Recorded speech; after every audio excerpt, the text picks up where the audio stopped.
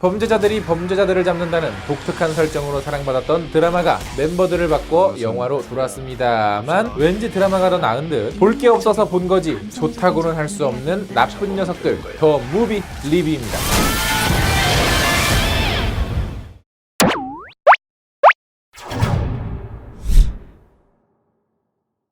죄수 호송 차량이 어느 날 습격을 당하고 도주한 죄수들을 잡기 위해 다시 뭉친 특수범죄 수사관. 기존의 멤버들과 새로운 멤버들이 합세하여 이 사건의 배후를 추적하기 시작합니다. 다양한 종목의 악당들 사이에서 드러나는 검은 배후. 그런데 그게 그렇게 궁금하지는 않았던 그냥 마동석표 액션 영화입니다. 잡으면 되는 거야. 갑시다.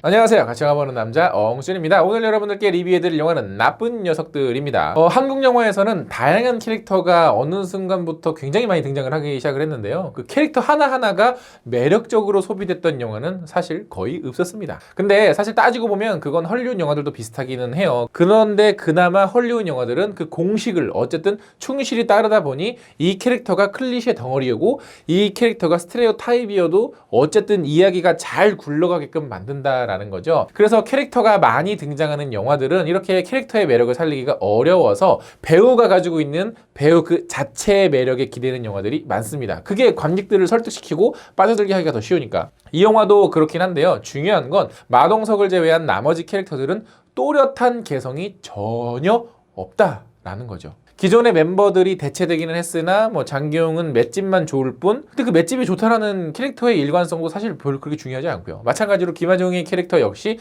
패션쇼만 하고 있고 몽둥이 하나 들고 싸우는데 무슨 마구로비 따라하는 줄 알았어요. 이렇다 할 개성도 매력도 특징도 장점도 일관성도 없는 캐릭터들이 굉장히 많았습니다. 그러다 보니 없어도 되는 인물들이거든요. 사실 이분들이 그냥 자리만 차지하고 있는 거예요. 더 큰 문제는 이런 캐릭터들이 뒤로 갈수록 줄어들고 뒤로 갈수록 비중이 뭔가 이렇게 달라지는 게 아니라 점점 추가된다라는 건데, 그 박웅철이라는 인물을 흉내냈던 박효준 씨나 막판에 그 도깨비발 캐릭터 같은 경우가 정말 그런 경우예요. 왜 넣었을까요? 이 캐릭터들은 주인공들이 못하는 일을 하기 위해서 넣었는데, 그렇다고 해서 주인공들 스스로 하는 일조차도 별 볼 일이 없고 캐릭터들 숫자만 늘어났고 관객들의 집중력은 흐트러지고, 그렇다고 해서 이분들의 코미디나 액션의 비중이 그냥 뭔가 없다. 또 하나, 이 영화는 사건의 얼개가 산만하고 치밀하지 못합니다. 악당, 범죄자를 잡는 영화들은 크게 두 가지 형식의 이야기로 나뉘는데요. 사건을 수사하는 그 과정 자체가 복잡해서 관객들과 주인공에게 추리를 요하는 이야기가 있고요.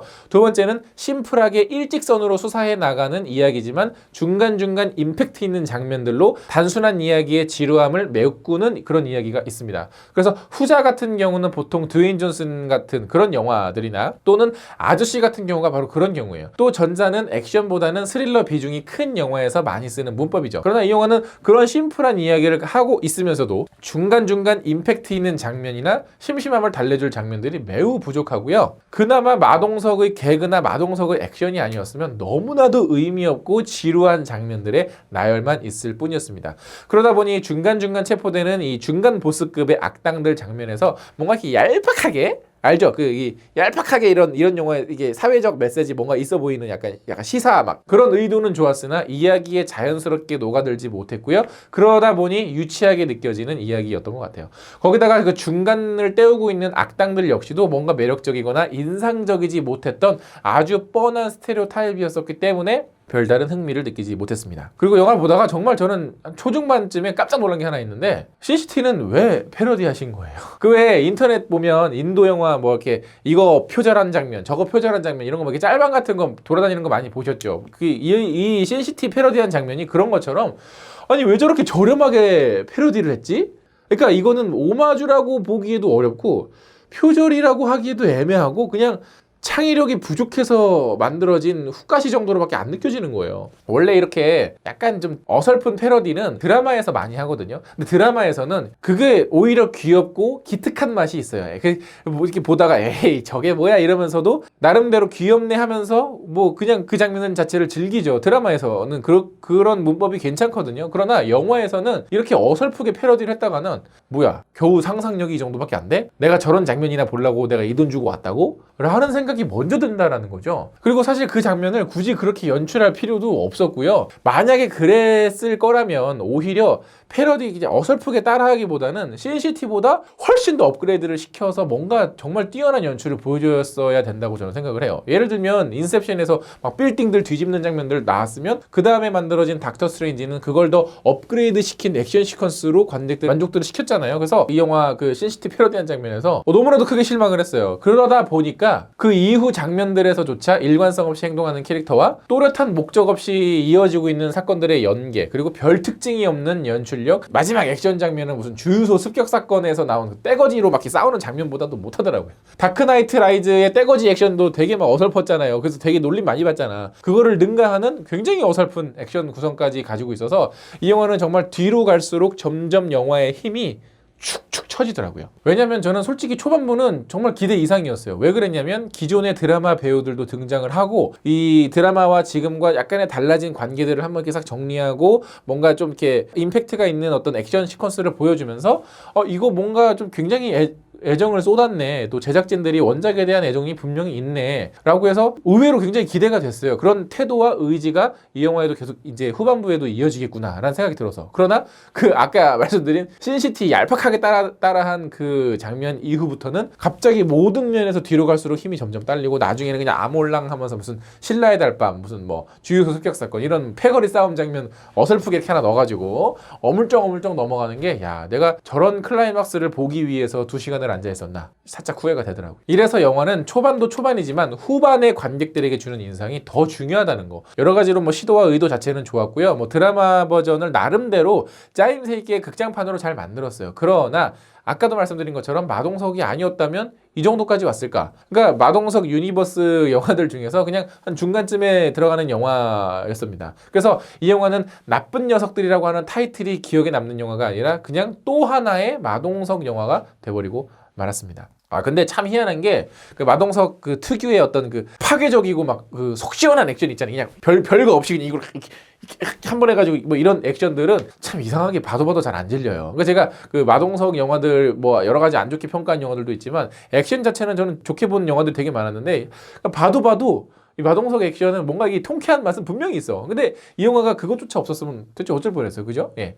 그것 말고는 장점을 찾기가 어려운 아쉬운 영화였습니다. 이 영화도 저희 엉찌 구독자분들의 댓글을 받아봤는데요. 그거 한번 같이 읽어보면서 이야기를 나눠보도록 하죠. 먼저 팬딩을 통해 저를 정기훈해주시는 분들의 댓글입니다. 솔프렌드님께서는 미친 개 그만 풀어라. 미친 개를 이렇게 풀어줄 바에는 그냥 아예 그냥 석방을 시키는 게 낫지 않을까 싶어요. 원스를 미찌님께서는 경찰들 죽이고 블랙박스도 안 부수고 그냥 가는 멍청한 살인범이 가장 웃겼습니다. 마지막 도깨비발은 작가 입장에서만 너무 편리한 캐릭터고 마지막에 등장조차 안 해서 당황하고 불쌍했네요.